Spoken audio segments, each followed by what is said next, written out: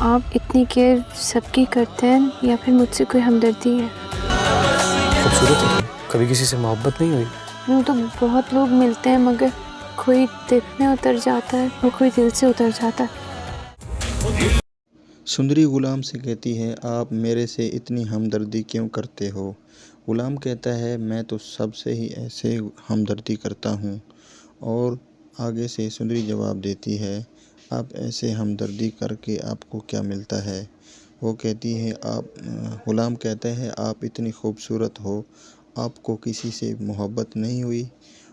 आगे से सुंदरी जवाब देती है, जिससे मोहब्बत होती है वो दिल में रह जाता है, जिससे मोहब्बत नहीं होती उससे दिल से उतर जाता है दिल से।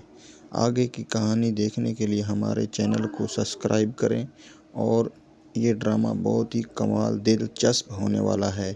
ये ड्रामा गुलाम बादशाह सुंदरी इसी चैनल पे देखने के लिए हमारे चैनल को सब्सक्राइब करें, बेल आइकन को प्रेस करें।